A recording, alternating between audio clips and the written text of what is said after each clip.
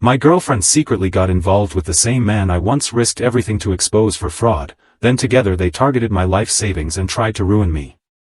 I made one decisive move, and everything they constructed crumbled. I'm Carter, 30 years old, living in a mid-sized city, and I work as a financial analyst. It's not the most thrilling profession, but it provides a good income and a sense of stability. Over the years, I've managed to accumulate a respectable sum, nothing extravagant, just enough to feel my life is on track. Growing up, money was always scarce for my family, so having a financial cushion has always been a priority. For about a year, I'd been involved with Belle. She's 28, with a vibrant, lively personality that instantly captivated me. She seemed like the type of person who could energize any room, even with only a few people present. Belle mentioned she was a freelance graphic designer, which sounded appealing. I didn't press for details, it wasn't as if I needed a daily report of her activities. Things were wonderful initially, we enjoyed our time together, and she appeared genuinely supportive of my career and aspirations. She wasn't materialistic or ostentatious, at least not outwardly. She never demanded lavish gifts or extravagant outings. It felt like we shared a similar perspective, or were close enough that it didn't matter. Then, a couple of months ago, things began to feel different. It was a regular Tuesday morning, and I was in the kitchen brewing coffee as usual.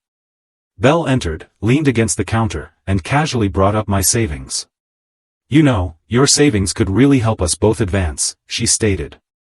I chuckled, assuming she was joking. I didn't understand why she was suddenly focused on my finances, but when I looked at her, she wasn't smiling.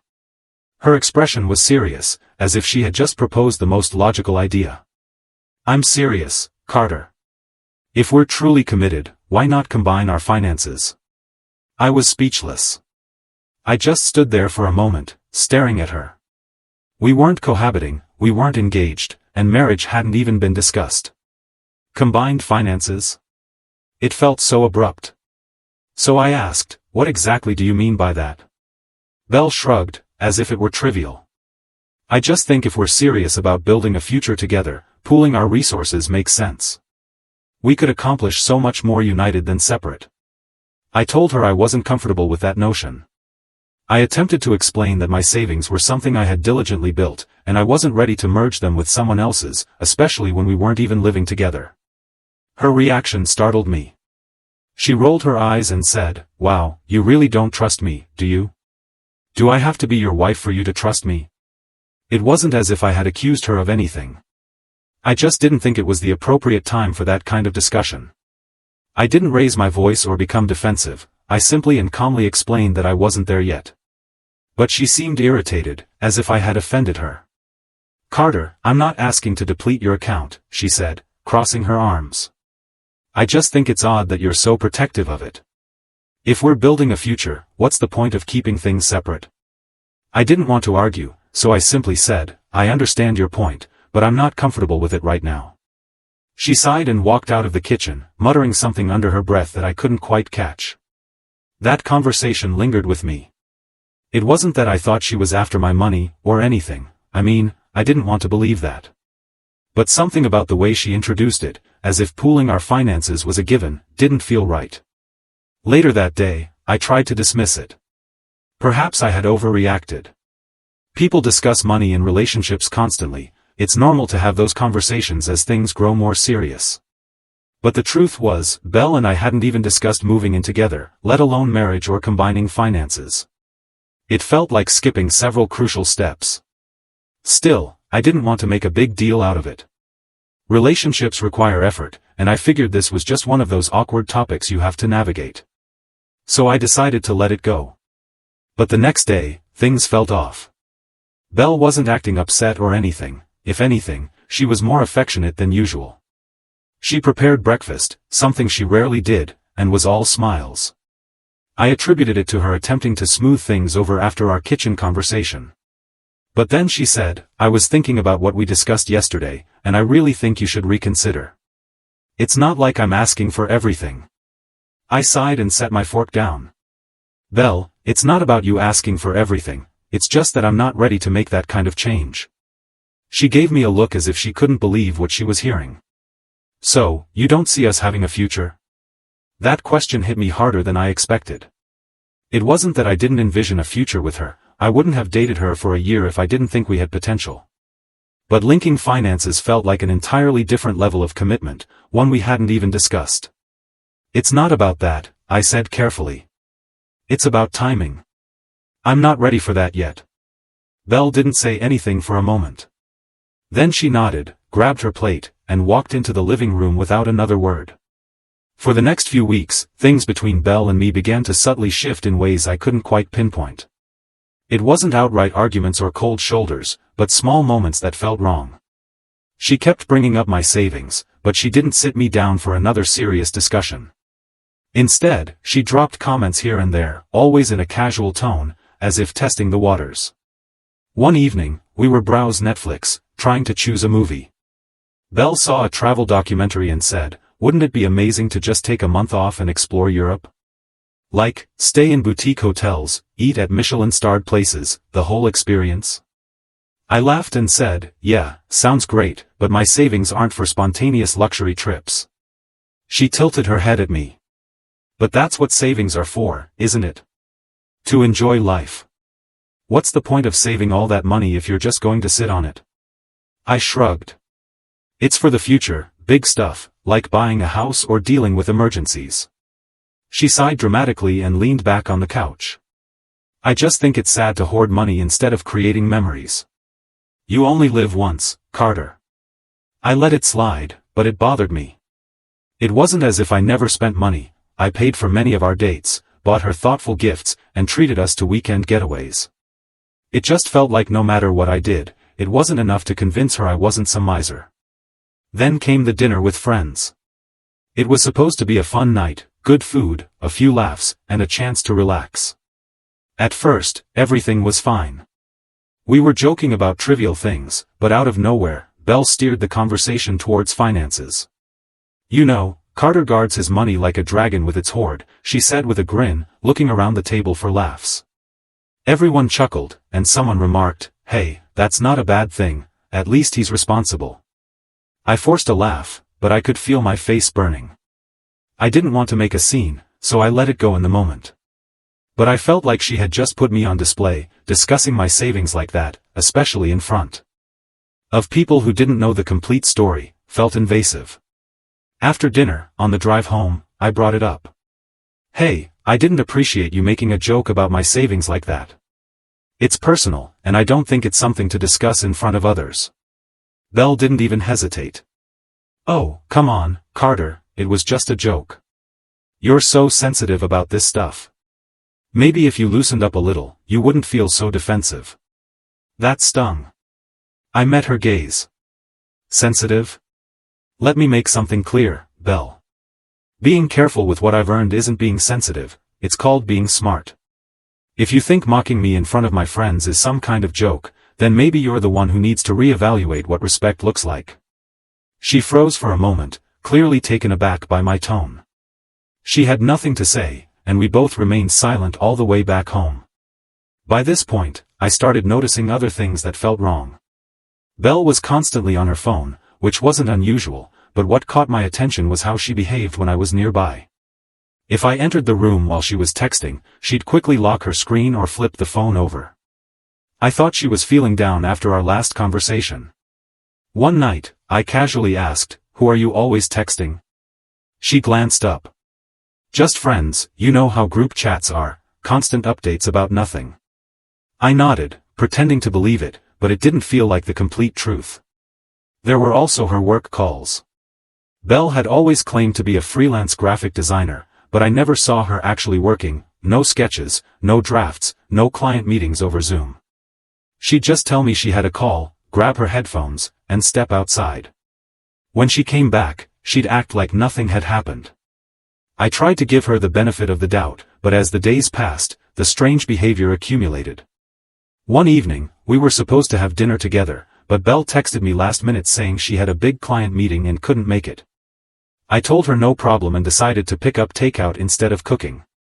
As I was driving home, I passed a small cafe near our place and happened to glance inside. There she was, sitting at a table with some guy I didn't recognize.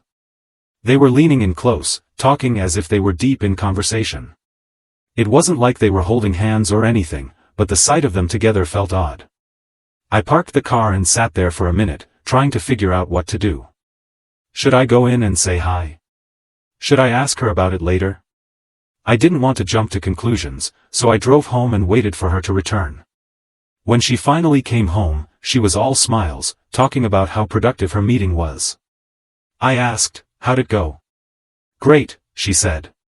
"The client loved my ideas. I think they're going to sign a long-term contract." "Who was the client?" "Oh, just someone I've been working with for a while, nothing exciting," she said, brushing it off. I didn't push, but I couldn't shake the image of her sitting with that guy at the cafe. Who was he? Why hadn't she mentioned him? A few days later, I decided to casually bring it up. We were watching TV, and during a commercial break, I said, "Hey, I saw you at that cafe the other night. Who were you meeting with?" Her expression didn't change, but there was the tiniest pause before she said, "Oh, that was a coworker." Sometimes it's just easier to meet in person than do everything online. It sounded reasonable enough, but something about the way she said it felt rehearsed, as if she'd been waiting for me to ask. I let it go, but the pieces weren't adding up, and I was starting to wonder if I'd missed something significant. I tried to focus on work and let the unsettling feeling subside, but then something happened that I couldn't ignore. A random email landed in my inbox. It was late on a Tuesday, and I was going through my work emails when I noticed one that stood out. The subject line read, "Follow-up on overdue account." At first, I thought it was spam, but as I skimmed the message, I realized it was addressed to Belle. It mentioned an overdue balance from a project she was supposedly involved in, and the sender seemed to think I was her. Confused, I read it again. The email didn't come from a big-name company, just some generic-sounding business. Still, it raised a question: why would someone send me an email meant for Belle? More importantly, why was there an overdue account tied to her name? She'd always said her freelance work was stable, and she never talked about struggling with payments. I debated whether to bring it up with her, but something told me to investigate a little before saying anything. So I replied to the email, pretending to be her. I wrote, "Hi, could you provide more details about the account and the balance? Thanks." Within an hour, I received a response. The sender attached an invoice listing the balance and included a note about how they'd been trying to reach Belle for weeks.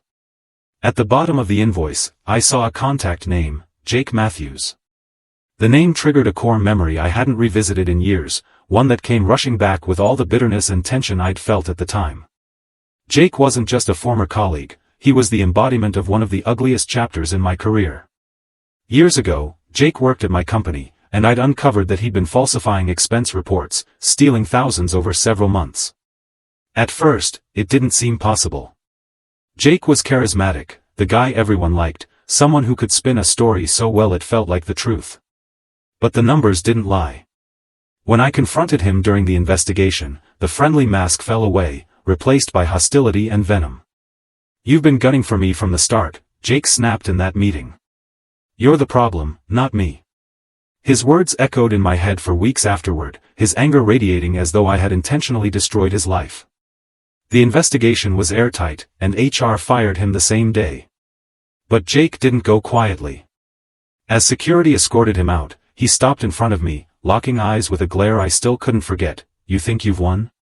You're going to regret this." I'd tried to dismiss his threat as desperate anger, but deep down, it unsettled me. Jake's belief that I'd singled him out and ruined him wasn't just an excuse, it was something he'd held on to, probably for years. Seeing his name on that invoice now, it was clear the resentment hadn't faded. I felt a mix of unease and anger. Jake had been the one stealing, lying, and betraying the company's trust, but in his mind, I was the villain. He had always been smug, manipulative, and convinced of his own victimhood. But now, after all these years, it seemed he'd found a way to step back into my life. This wasn't just bad luck. Jake Matthews wasn't done with me, and knowing him, this was only the beginning. But why was his name on an invoice tied to Belle? For the rest of the night, I couldn't focus on anything else. I wanted to believe it was some weird coincidence, but the more I thought about it, the less sense it made. Belle had never mentioned knowing Jake.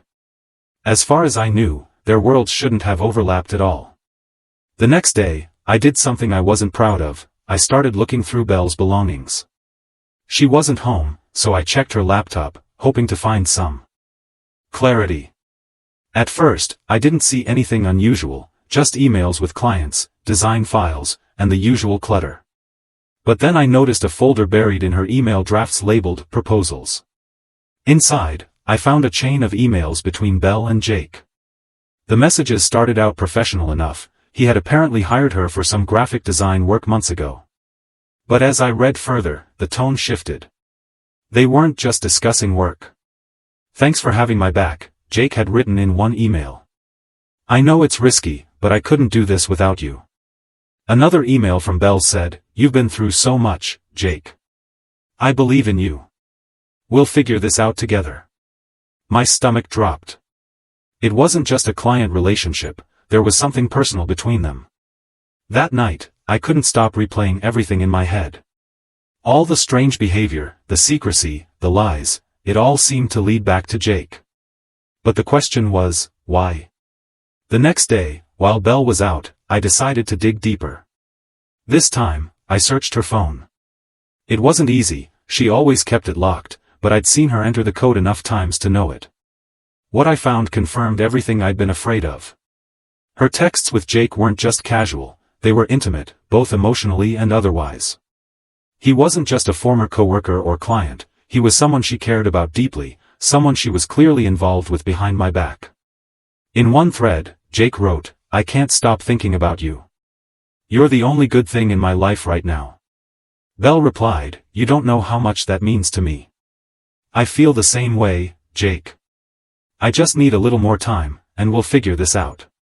Another message from Jake read, "Does he even notice how distant you've been? You should be here with me, not wasting your time with him." Her response, "I know. I hate lying, but it'll all be worth it soon. I'm doing this for us." She wasn't just betraying me, she was fully invested in him, emotionally and physically. And to make it worse, Jake was married. He was running this whole scheme on me while still playing husband at home. I sat on the couch, gripping my phone so hard I thought it might crack. The text stared back at me, every word igniting a fire in my chest. This wasn't just betrayal, it was deliberate, calculated, a slap in the face from both of them. Jake wasn't just some scorned ex-employee, he was a parasite, using Belle as his pawn to get back at me. The sheer audacity of it made my blood boil. But I forced myself to stay in control. Losing my cool wouldn't fix this. I needed to be sharper than ever to make them pay for what they tried to do. I started connecting the dots, the comments about my savings, the constant pressure to share finances, the secrecy. It wasn't just about Belle wanting security, it was about Jake trying to exploit me through her. That realization hit harder than anything else. Belle wasn't just a girlfriend who'd strayed, she was actively working with someone who hated me, someone who wanted to tear me down. When Belle came home that evening, I could barely look at her. She walked in smiling like nothing was wrong and said, "Hey, how was your day?" I forced a smile and said, "Fine. How was yours?" "Busy," she said, kicking off her shoes. "Lots of work stuff, you know how it is." I nodded, biting back the urge to confront her right then and there. I wasn't ready yet. I needed time to figure out my next move. That night, my mind raced with questions. How long had this been going on? How much had she told Jake about me? And most importantly, what was their endgame? But I knew one thing for sure, I couldn't let this slide. The next morning, I had a plan. I wasn't going to let them manipulate me any longer. It was time to take control of the situation and find out exactly how deep this betrayal went. I woke up early, still replaying the texts and emails I'd uncovered. Belle was asleep beside me, completely unaware that I knew everything. It wasn't just her betrayal, it was the fact that she'd teamed up with, of all people, Jake, a guy whose sole goal seemed to be ruining me. I needed more details. I wasn't going to confront Belle until I had the full picture, so I decided to dig deeper. That day at work, I started researching Jake. He'd been off my radar for years, but it wasn't hard to find him online. His social media accounts were mostly inactive, but I found a LinkedIn profile that claimed he was a consultant for small businesses. The irony wasn't lost on me, he'd been fired for fraud, and now he was offering advice to others. I noticed he'd listed a few vague projects he'd worked on, and one of them had a familiar name, Belle's supposed freelance design business. My stomach churned. They weren't even trying to hide their connection. I dug into Jake's history and wasn't surprised by what I found. The guy had been sued twice in the past couple of years for unpaid debts, and he'd been evicted from an apartment just 6 months ago. Classic Jake, always biting off more than he could chew and then crying about how life wasn't fair. It all made sense now. He wasn't just out for revenge, he was flat out broke. And somehow, this idiot had managed to convince Belle to play along. Maybe he spun her some sob story, or maybe she just fell for his pathetic act. Either way, she threw everything away for a stupid jerk who couldn't even keep his own life together. When I got home that evening, Belle was already there, lounging on the couch with her phone. She looked up and smiled as if everything was normal. "Hey, babe," she said, "how was work?" "Busy," I replied, trying to keep the peace. "How about you?" "Oh, same old," she said, shrugging. "Just trying to keep up with client demands." I nodded, biting back the urge to call her out right then and there. "Instead," I said, "you've been working a lot with that guy, Jake, right?" Her expression changed. "Yeah, a little." "Why?" "Just curious," I said, keeping my tone casual. "What's he like?" She hesitated for a fraction of a second before replying, "He's fine. A little intense sometimes, but that's how creative people are." I pretended to accept her answer. Inside, I was boiling. She was lying to my face, and I didn't know whether to be more angry or disappointed. The next morning, I decided to test the waters. I casually mentioned that I'd been thinking about consolidating some of my accounts, just to see how Belle would react. Her eyes lit up immediately. "That's a great idea," she said, a little too enthusiastically. "It's always good to have everything in one place, makes it easier to manage." I nodded, keeping my face neutral. "Yeah, I might even open a joint account at some point, you know, for shared expenses." Belle's smile widened. "That makes so much sense. Honestly, I think it's the kind of step that shows commitment. Like, it's not just about money, it's about building something together." I felt disgusted. She was practically salivating at the idea, completely unaware that I was testing her. Over the next few days, I started putting more pieces together. I reached out to a friend who worked in private investigation, not for anything formal, just some advice. I told him about Jake and Belle without giving too many personal details. My friend didn't hesitate. "If this guy's got a history of fraud, he's probably already planning his next move. People like that don't stop, they just get more creative." He suggested I monitor my accounts closely and look for any signs of unauthorized activity. He also recommended documenting everything I'd found so far, just in case things escalated. That evening, I went through every financial account I had, checking for anything unusual. Thankfully, everything was still secure, for now. But I couldn't shake the feeling that I was on borrowed time. I also started keeping a record of everything Belle did that seemed suspicious, every time she left the house without explanation, every time she locked her phone when I walked into the room. It all went into a notebook. I knew I couldn't keep this up forever, eventually, I'd have to confront her. But I wanted to be prepared. I wasn't just dealing with Belle, I was dealing with Jake, and I had no idea what he was capable of. So, a few nights later, I had my moment. Belle came home from one of her work meetings, smiling as she put her bag down. "Hey, babe," she said, like nothing in the world was wrong. I didn't smile back. "We need to talk." Her expression flickered for a split second, but she recovered quickly. "Sure, what's up?" I motioned toward the table where I'd laid out all the evidence, printed texts, emails, and the transaction history from her secret account. I watched her eyes dart across the papers, her smile fading with every second. "What is this?" she asked, confusion and defensiveness in her voice. "You tell me," I said, keeping my tone steady. "Because from where I'm sitting, it looks like you've been lying to me. And not just lying, working with someone who has it out for me." Her face went pale. "Carter, I didn't let her finish. Don't even try to deny it. I know about Jake." I know about the payments, the texts, the emails. I know everything. She looked genuinely panicked. It's not what you think, she stammered. I can explain. Then start explaining, I said, folding my arms. She sat down, her hands shaking. Jake reached out to me a few months ago.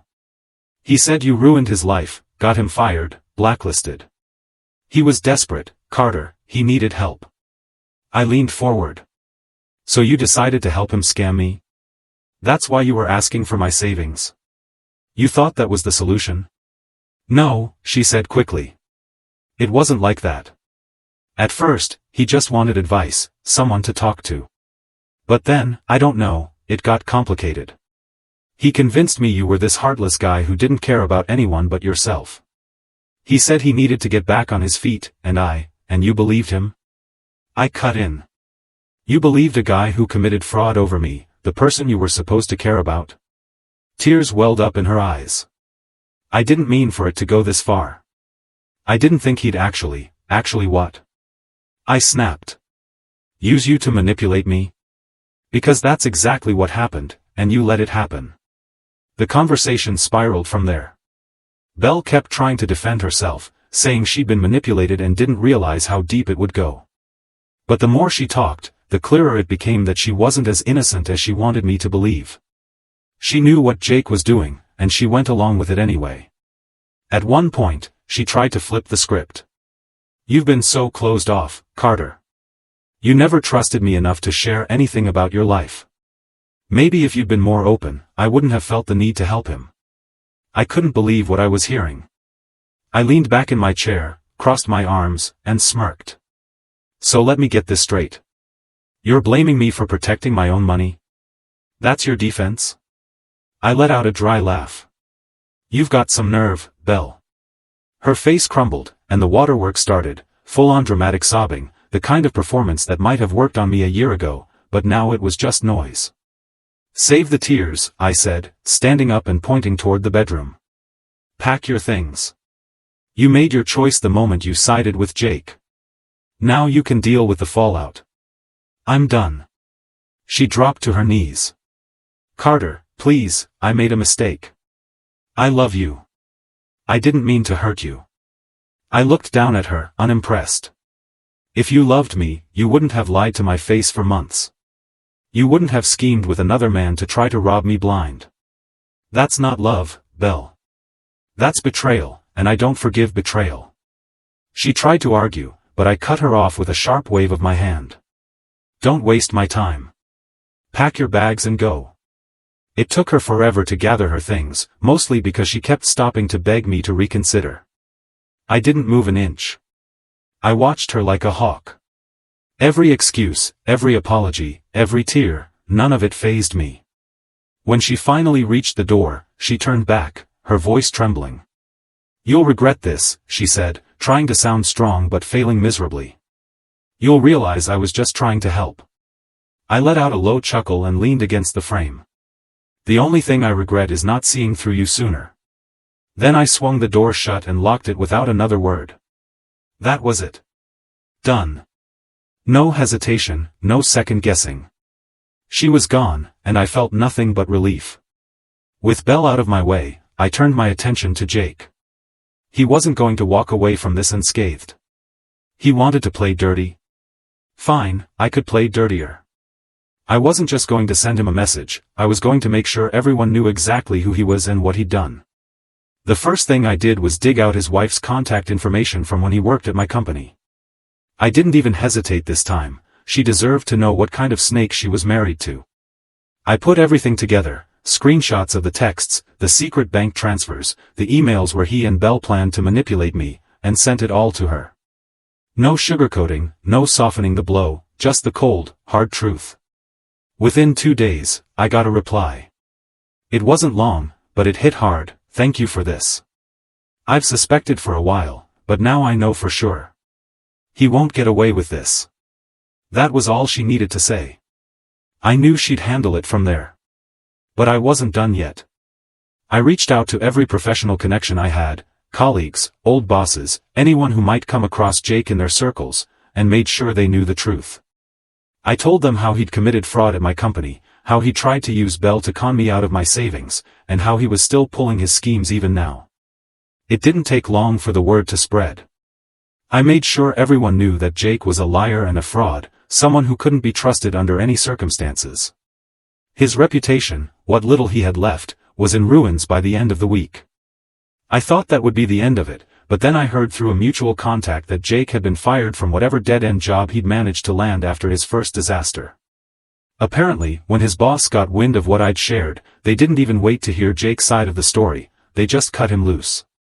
And the best part? His wife kicked him out too. Turns out, this wasn't his first shady stunt, and the evidence I handed over was the final nail in the coffin. He was out of a job, out of a home, and out of people to con. It was poetic justice. Jake, the self-proclaimed mastermind, brought down by his own stupidity. Even with Jake out of the picture, I'd be lying if I said the betrayal didn't sting. This guy had worked for me, someone I'd once trusted, and he spent months scheming with Belle to tear me down. It wasn't just business, it was personal, and that made it hit harder. As for Belle, she didn't go quietly. Over the next few weeks, she tried everything, long, desperate texts, voicemails where she swung between apologizing and blaming me, and even showing up at my apartment one night. She cried on my doorstep, begging for another chance. I didn't even open the door.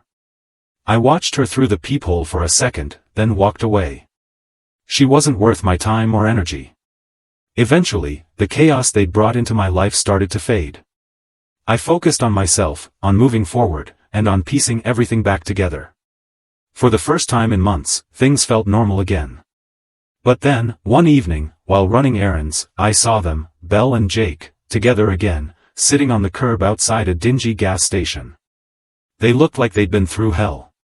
Jake was hunched over, scratching at his arms, muttering to himself like he wasn't even aware of where he was.